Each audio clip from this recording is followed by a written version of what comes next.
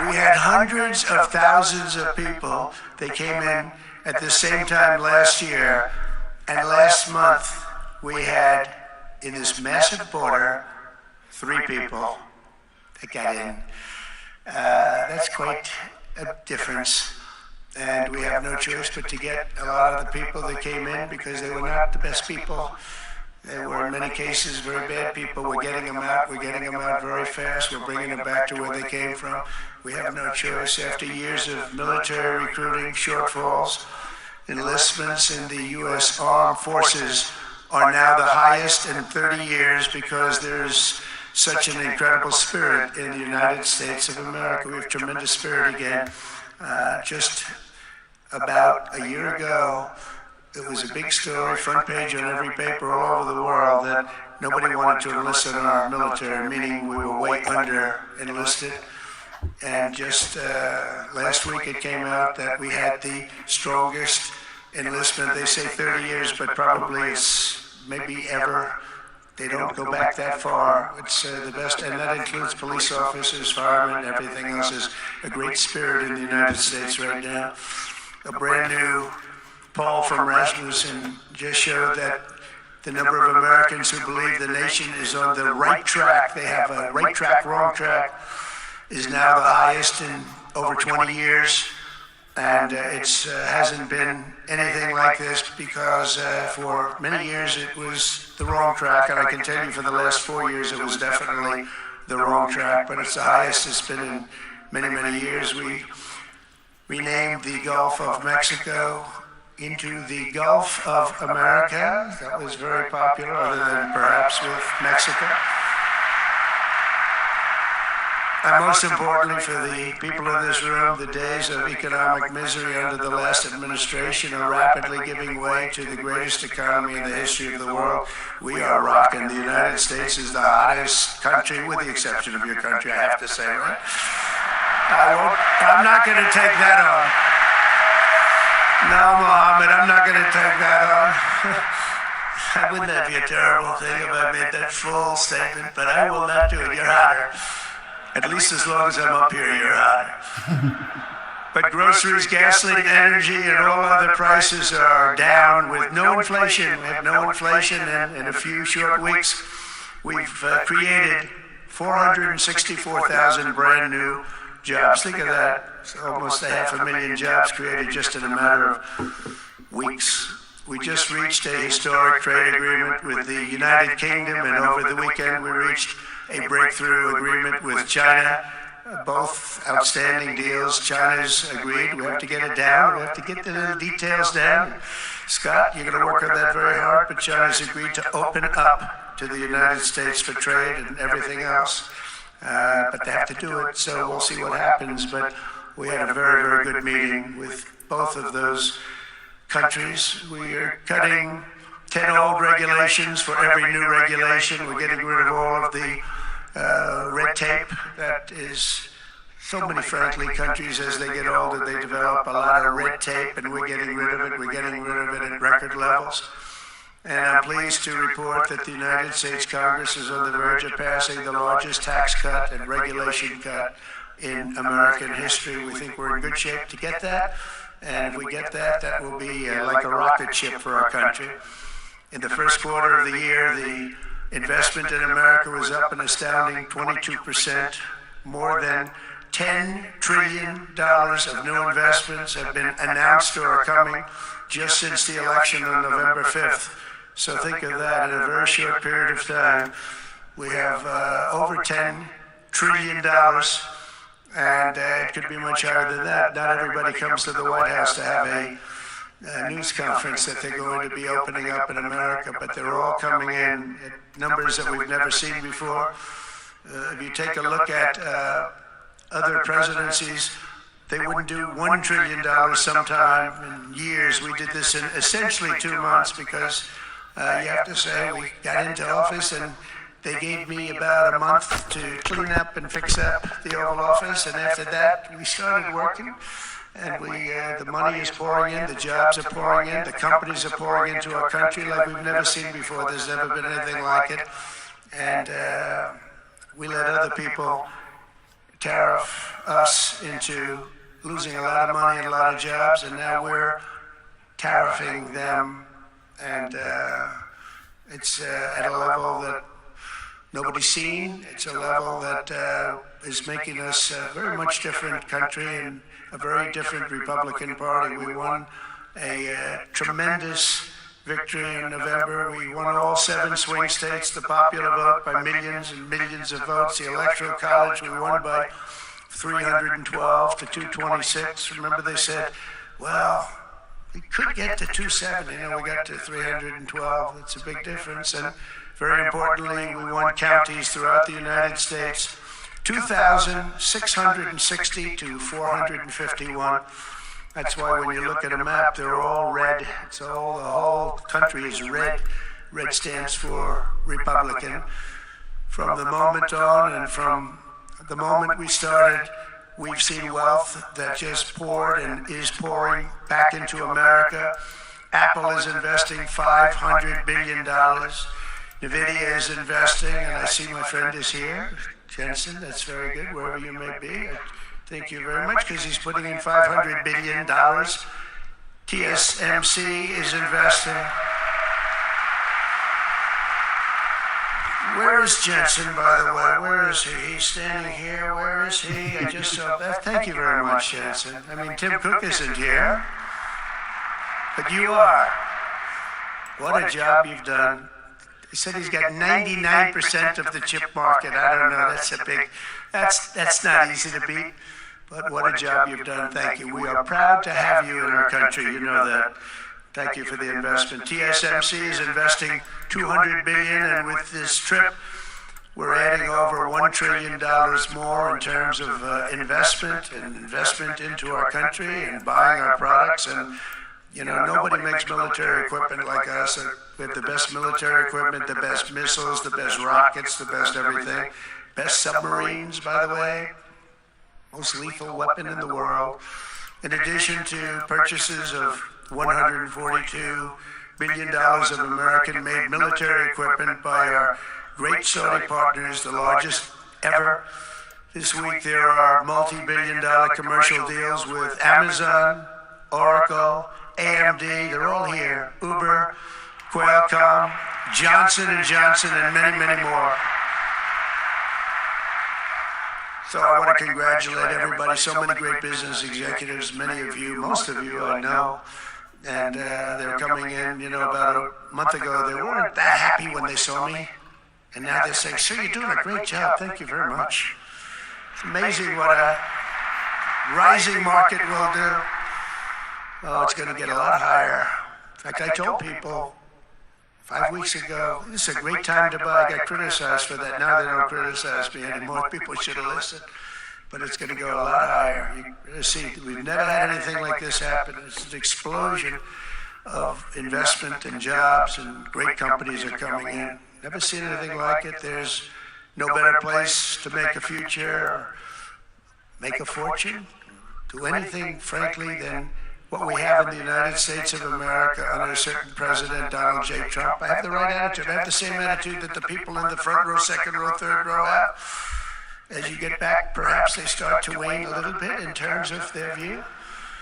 But they understand, and we're doing what a lot of smart people would do. And we're not necessarily being politically correct. You saw what we did yesterday with healthcare. We've cut our healthcare by 50 to 90%. You're going to see drugs and pharmaceuticals come down at numbers that nobody has ever seen. And drugs, pharmaceuticals, we think will be dropping. And it will be a redistribution of costs with other nations, which really took advantage of a very nice group of people that ran our country. But not only is this a time of incredible excitement in the United States, it's also an exhilarating period right here in the Arabian Peninsula. Beautiful place, by the way. Beautiful place. Exactly. Thank you. Exactly 8 years ago this month, I stood in this very room and looked forward to a future in which the nations of this region would drive the forces of terrorism and extremism drive them right out of existence, and take your place among the proudest, most prosperous, most successful nations anywhere in the world as leaders of a modern and rising Middle East. So exciting, so exciting. Mohammed, you sleep at night? How do you sleep? Just thinking.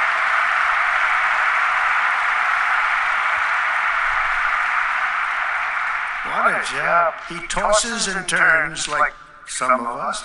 Tosses and turns all night. How do I make it even better all night? It's the ones that don't toss and turn. They're the ones that will never take you to the promised land, won't they? But you have done some job.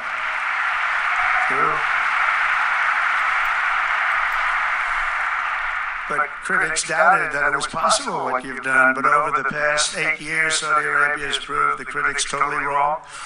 The transformation that has occurred even by these incredible business leaders. I mean, you had the biggest leaders in business anywhere in the world standing right before us.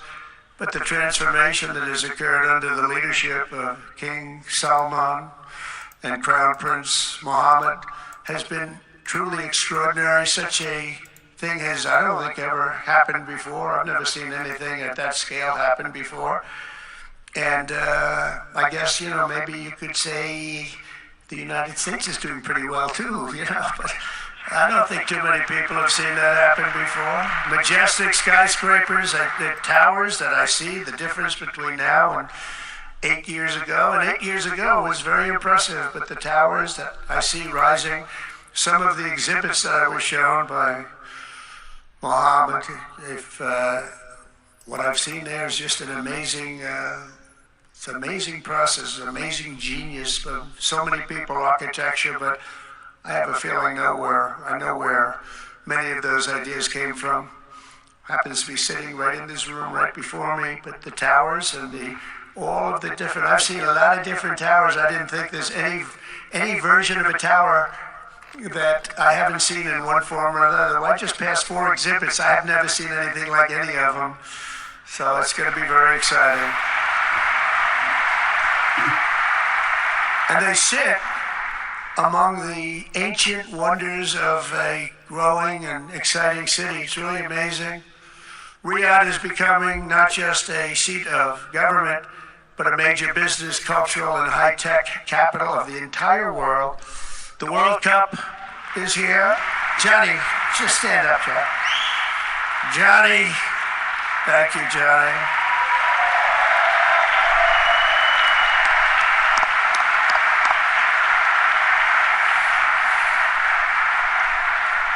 Great job, Johnny, great job. But the World Cup and the World Expo will soon be coming here, just like the World Cup is coming to the United States. It's going to be really exciting next year. The engines of Formula One racing now roar through the streets of Jeddah in a historic milestone. Other industries recently surpassed oil. Think of it. All of your other industries now have surpassed oil. I don't know if a lot of people will understand what that means. It's so big to make up a majority of the Saudi economy for the very first time ever. So think of that. Other industries are now bigger even than oil, which is always going to be a big monster. It's a big one. But that's a great tribute to you and economic development properly used. In other cities throughout the peninsula, places like Dubai and Abu Dhabi, Doha, Muscat, the transformations have been unbelievably remarkable. Before our eyes, a new generation of leaders is transcending the ancient conflicts of tired divisions of the past and forging a future where the Middle East is defined by commerce, not chaos, where it exports technology, not terrorism, and where people of different nations, religions, and creeds are building cities together, not bombing each other out of existence. We don't want that.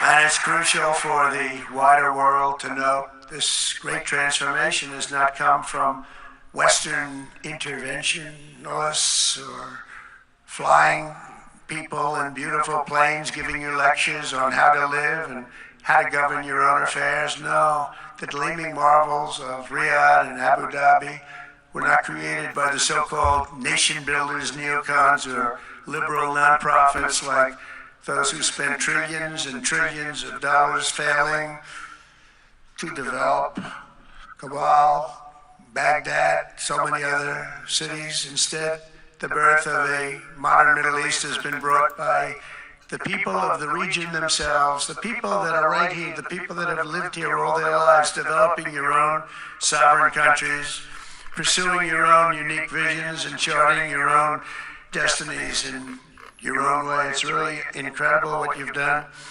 In the end, the so-called nation builders wrecked far more nations than they built, and the interventionists were intervening in complex societies that they did not even understand themselves. They told you how to do it, but they had no idea how to do it themselves. Peace, prosperity, and progress ultimately came not from a radical rejection of your heritage, but rather from embracing your national traditions and embracing that same heritage that you love so dearly.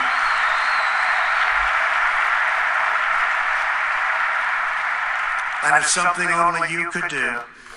You achieved a modern miracle, the Arabian way. That's a good way.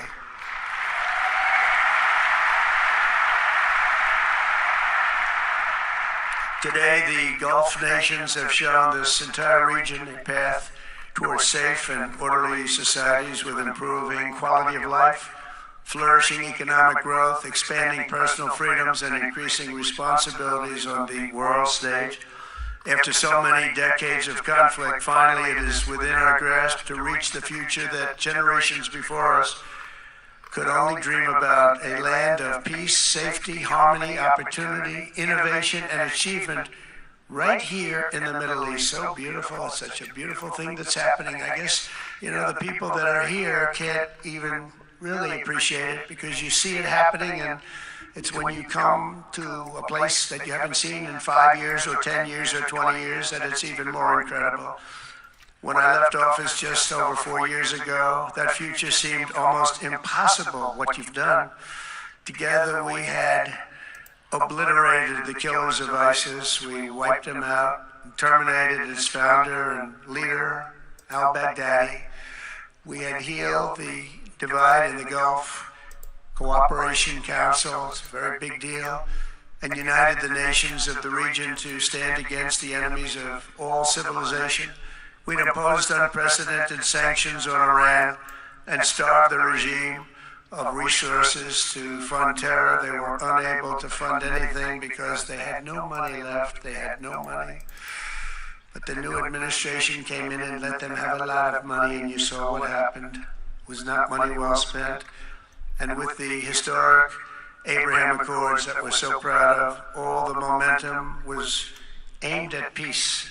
And it aimed very successfully. It's been an amazing thing, the Abraham Accords. And it's my fervent hope, wish, and even my dream that Saudi Arabia, a place I have such respect for, especially over the last fairly short period of time, what you've been able to do, but we'll soon be joining the Abraham Accords. I think it'll be a tremendous tribute to your country. And it will be something that's really going to be very important for the future of the Middle East. I took a risk in doing them, and they've been an absolute bonanza for the countries that have joined. The Biden administration did nothing for 4 years. We would have had it filled out. But it will be a special day in the Middle East with the whole world watching when Saudi Arabia joins us, and you'll be greatly honoring me, and you'll be greatly honoring all of those people that have fought so hard for the Middle East. And I really think it's going to be something special, but you'll do it in your own time, and that's what I want, and that's what you want, and that's the way it's going to be. When I left office, the only thing still standing between this region and its unbelievable potential was a small group of rogue actors and violent thugs seeking constantly to drag the Middle East backward and into havoc, mayhem, and indeed into war. Unfortunately, instead of confronting these destructive forces, the last U.S. administration chose to enrich them and empower them and give them billions and billions of dollars. The Biden administration, the worst administration in the history of our country, by the way, spurned our most trusted and long-standing Gulf partners, and I can say partners worldwide, one of our great, great partners, no matter who we look to, and we have great partners in the world, but we have none stronger and nobody like the gentleman that's right before me. He's your greatest representative, greatest representative.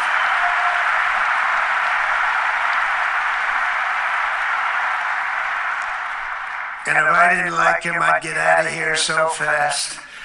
You know that, don't you? He knows me well. I do. I like him a lot. I like him too much. That's why we give so much. You know? Too much. I like you too much.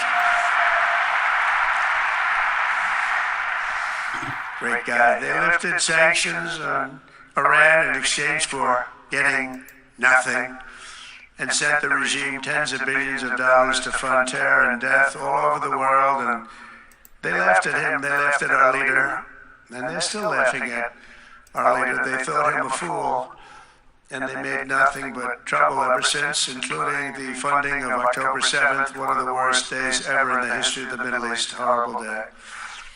Biden removed the Houthis from the list of foreign terrorist organizations, even while missiles and drones were being launched right here at your beautiful city of Riyadh, and launched at ships if they happened to be sailing in the wrong location.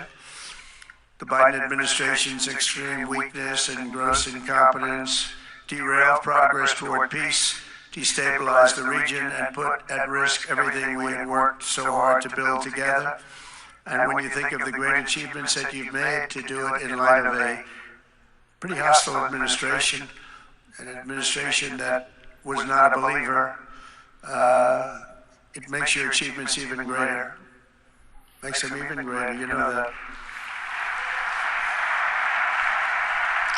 But in a few short months since taking office, we have achieved the swift return of American strength at home and abroad, now working with the vast majority of people in this region who seek stability and calm.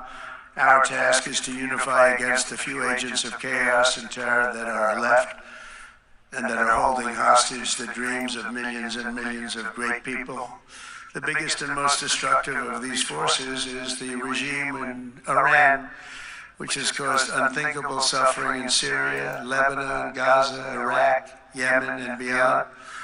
There could be no sharper contrast with the path you have pursued on the Arabian Peninsula than the disaster unfolding right across in the Gulf of Iran. Think of that. They wanted to name it that. I said, they're not going to let them do that. Do you mind if I stop that? I stopped it. We're not going to let that happen.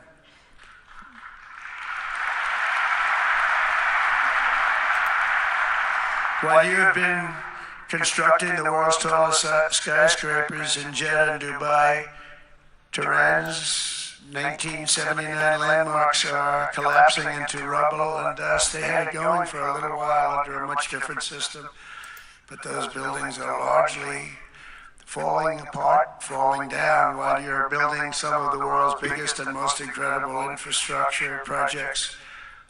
Buildings, all sorts of things you're building that nobody's ever even seen before. Iran's decades of neglect and mismanagement have left the country plagued by rolling blackouts lasting for hours a day. All the time you hear about it. While your skill has turned dry deserts into fertile farmland, Iran's leaders have managed to turn green farmland into dry deserts as their corrupt water mafia, let's call it the water mafia, causes droughts and empty riverbeds. They get rich, but they don't let the people have any of it. And then, of course, there's the key difference at the root of it all. While the Arab states have focused on becoming pillars of regional stability and world commerce, Iran's leaders have focused on stealing their people's wealth to fund terror and bloodshed abroad. Most tragic of all, they have dragged down an entire region with them. Countless lives were lost in the Iranian effort to maintain a crumbling regime in Syria. Look at what happened with Syria. In Lebanon, their Hezbollah proxies have pillaged the hopes of a nation whose capital, Beirut, was once called the Paris of the Middle East. Can you imagine all of this misery and so much more was entirely avoidable, absolutely avoidable, and Mohammed knew that. He knew that. Smart people knew that. If only the Iranian regime had focused on building their nation up instead of tearing the region down. Yet I'm here today not merely to condemn the past chaos of Iran's leaders, but to offer them a new path and a much better path toward a far better and more hopeful future. As I've shown repeatedly, I am willing to end past conflicts and forge new partnerships for a better and more stable world, even if our differences may be very profound, which obviously they are in the case of Iran. I have never believed in having permanent enemies. I am different than a lot of people think. I don't like permanent enemies, but sometimes you need enemies to do the job, and you have to do it right. Enemies get you motivated. In fact, some of the closest friends of the United States of America are nations we fought wars against in generations past, and now they're our friends and our allies. I want to make a deal with Iran. If I can make a deal with Iran, I'll be very happy if we're going to make your region and the world a safer place. But if Iran's leadership rejects this olive branch and continues to attack their neighbors, then we will have no choice but to inflict massive maximum pressure, drive Iranian oil exports to zero like I did before. If you know that, they were a virtually bankrupt country because of what I did. They had no money for terror, they had no money for Hamas or Hezbollah, and take all action required to stop the regime from ever having a nuclear weapon. Iran will never have a nuclear weapon.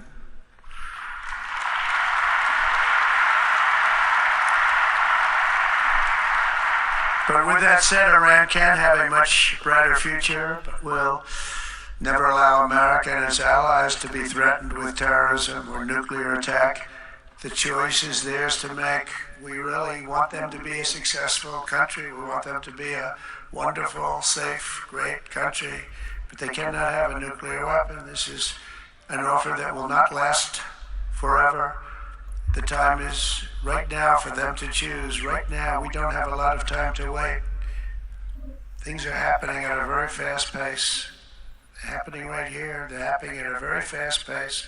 So they have to make their move right now, one way or the other. Make your move. As I said in my inaugural address, my greatest hope is to be a peacemaker and to be a unifier. I don't like war. We have the greatest military, by the way, in the history of the world. You know, I rebuilt our military in my first 4 years and rebuilt it into the most powerful military there is. And you saw that when I knocked out ISIS in 3 weeks. People said it would take 4 years, 5 years. I did it. We did it in 3 weeks.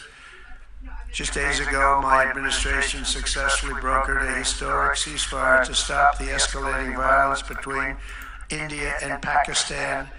And I used trade to a large extent to do it. I said, fellas, come on, let's make a deal. Let's do some trading.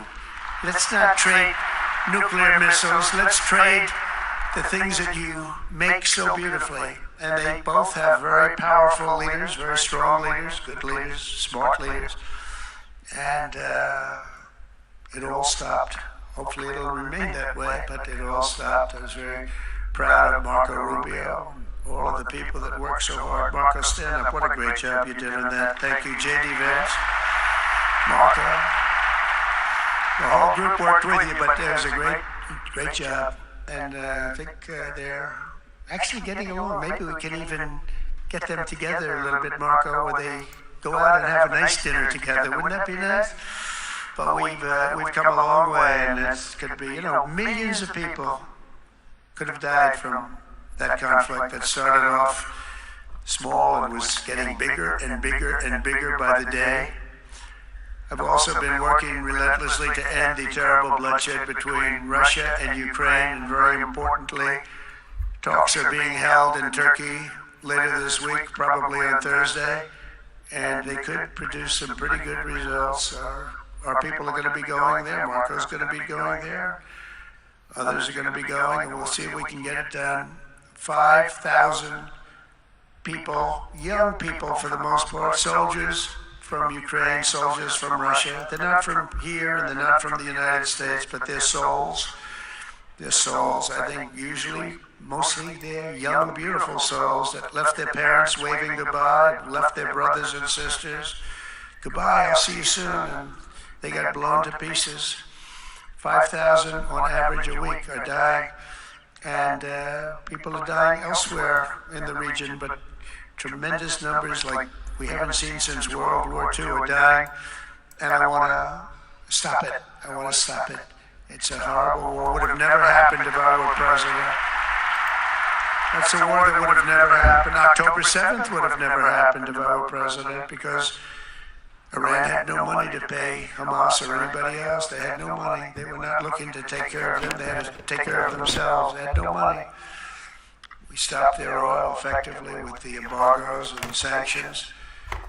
But let me take this opportunity to thank the Kingdom of Saudi Arabia for the constructive role that you've played in facilitating the Ukraine talks. And it really is, you've been amazing. You've made everything available to us. Thank you very much. Thank you. And if we get that settled, we'll pay a special tribute to what you've done. You really did lay a great groundwork. Thank you very much. Appreciate it. The West should not be dragging itself backward into another endless war in Europe, yet another endless war. We should stop the killing and work together to address the biggest long-term threats as one unbeatable team. Think of us as an unbeatable team. I mean, when you look at what you've done here, that's much more difficult than stopping stupidity. Think of it. It's stupidity. What you've done is much more difficult, and you did it better than anybody else has ever done it. As President of the United States, my preference will always be for peace and partnership whenever those outcomes can be achieved. Always. It's always going to be that way. Only a fool would think otherwise. In recent years, far too many American presidents have been afflicted with the notion that it's our job to look into the souls of foreign leaders and use U.S. policy to dispense justice for their sins. They loved using our very powerful military, and now it's really the most powerful it's ever been. We just are getting a budget approved, $1 trillion, highest budget we've ever had in history for military, $1 trillion, and getting the greatest missiles, the greatest weapons. And you know, I hate to do it, but you have to do it because we believe in peace through strength. You have to have the strength, otherwise bad things could happen. But hopefully we'll never have to use any of those weapons. Seems to be an awfully big waste of money if you're never going to use them, but hopefully we'll never have to use them because the destructive power of some of those weapons are like nobody's seen before. I believe it is God's job to sit in judgment, my job to defend America, and to promote the fundamental interest of stability, prosperity, and peace. That's what I really want to do. I will never hesitate to wield American power if it's necessary to defend the United States or to help defend our allies.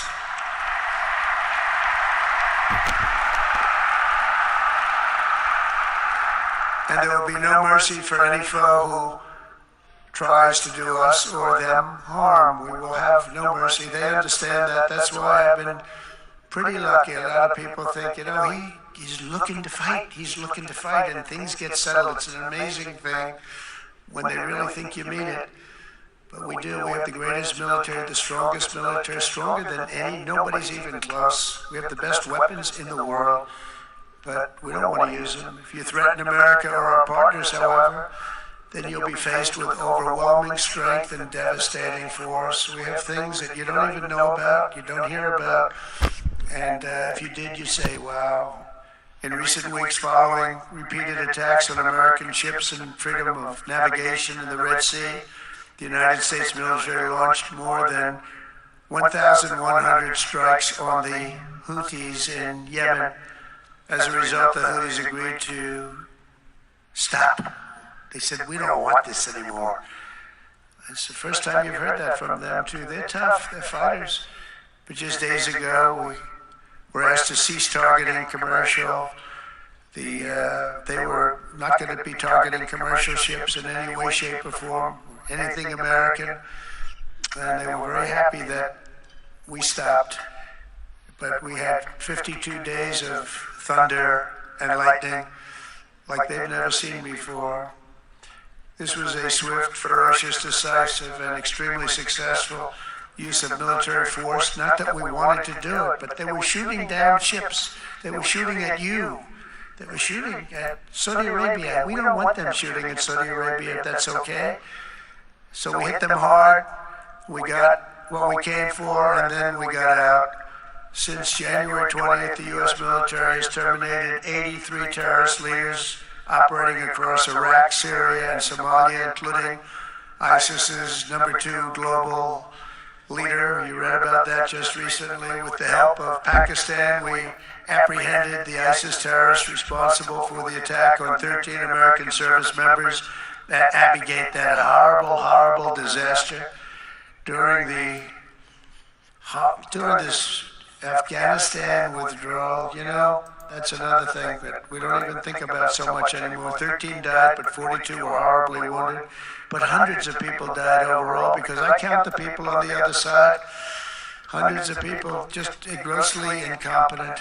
It's probably why Putin decided to go into Ukraine, something he never would have done if I were president. But we wouldn't have had the problems of October 7th if I were president. We wouldn't have had Ukraine, Russia if I were president. We wouldn't have had Abbey Gate, because there wouldn't have been any reason we were getting out, but we were getting out with dignity and with strength and power. But the way they got out was not good. I think it was the most embarrassing moment in the history of our country. And we've been working tirelessly to bring back all hostages held by Hamas. We brought back a lot already, but we're bringing back more. This weekend, we successfully negotiated the release of the last American hostage, Edan Alexander. He just came out a few hours ago, and we continue to work to get that war ended as quickly as possible. It's a horrible thing that's taking place.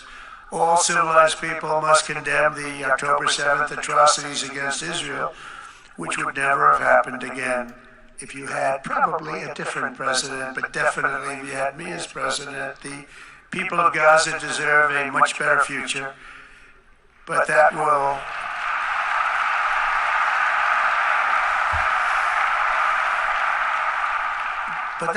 or can not occur as long as their leaders choose to kidnap, torture, and target innocent men, women, and children for political ends. The way those people are treated in Gaza, there's not a place in the world where people are treated so badly. It's horrible. After years of suffering, two of the nations most ravaged by terror are finally beginning to end their long nightmares under the new generation of leaders. In Lebanon, where a friend of mine has just become the ambassador. He's going to be great. I said, that could be a very dangerous job. He said, I was born there. I'm Lebanese. I love that country. I said, but it's very dangerous. This is a friend of mine from New York. I said, but it's very dangerous. Are you sure you want to do it? I never thought of him as being a warrior, but he is a warrior. He loves his country. He said, if I'm injured or die, I'm dying for a country that I love. He grew up there. It's horrible what's happened in Lebanon, but you have a great ambassador, I can tell you that. In Lebanon, which has been endlessly victimized by Hezbollah and their sponsor, Iran, a new president and prime minister brought the first real chance in decades for a more productive partnership with the United States, and we're going to work with their new ambassador and everybody else, Marco, and we're going to see if we can really help them out and let them get over that very high grid that they're going to have to get over. My administration stands ready to help Lebanon create a future of economic development and peace with its neighbors. They have tremendous people in Lebanon, doctors, lawyers, great professional people. I hear it so many times. Likewise in Syria, which has seen so much misery and death, there is a new government that will hopefully succeed in stabilizing the country and keeping peace. That's what we want to see in Syria. They've had their share of travesty, war, killing, many years. That's why my administration has already taken the first steps toward restoring normal relations between the United States and Syria for the first time in more than a decade. And I'm very pleased to announce that Secretary Marco Rubio will be meeting with the new Syrian foreign minister in Turkey later this week, and very importantly, after discussing the situation in Syria with the Crown Prince, your Crown Prince,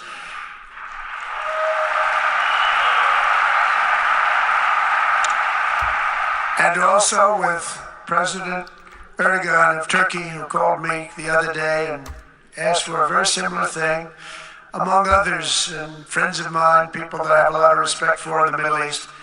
I will be ordering the cessation of sanctions against Syria in order to give them a chance at greatness.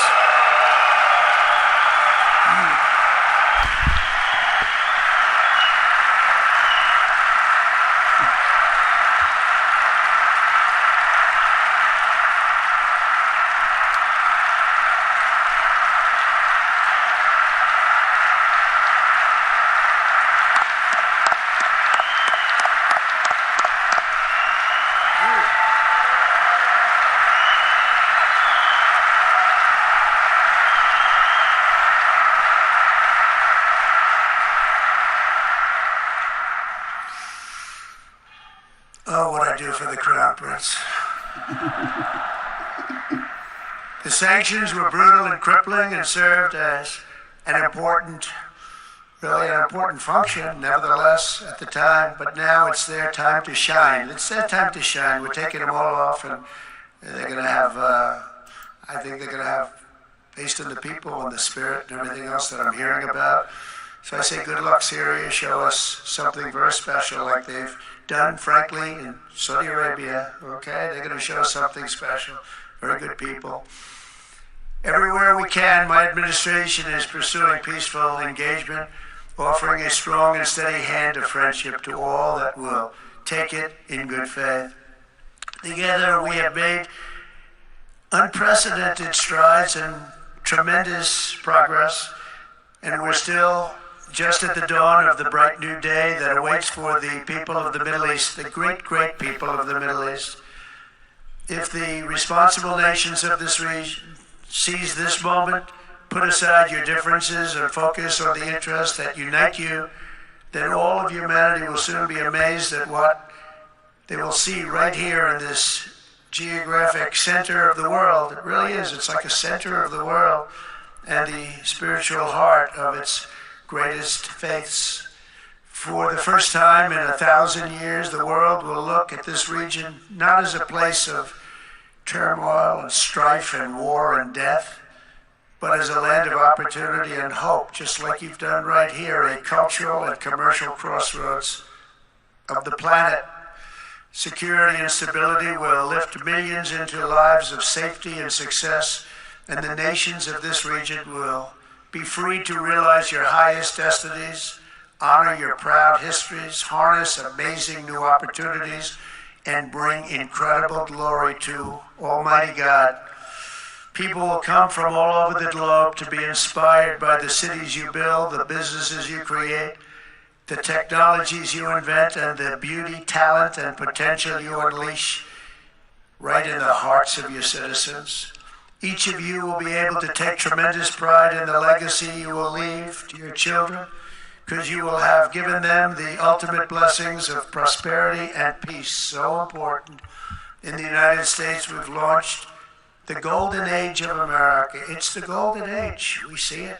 We see it with all that money, trillions and trillions of dollars pouring in, hundreds of thousands of jobs coming in with it. And with the help of the people of the Middle East, the people in this room, partners throughout the region, the golden age of the Middle East can proceed right alongside of us. We will work together. We will be together. We will succeed together. We will win together. And we will always be friends.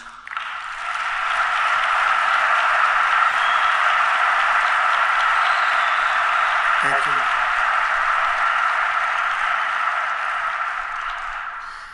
So, Mohammed, I want to thank you again very much for having me. And as a representative of what I think is the greatest nation in the world, we are with you all the way, and you have a tremendous future. Thank you very much. And please pay my respects to your father. Thank you very much. Thank you.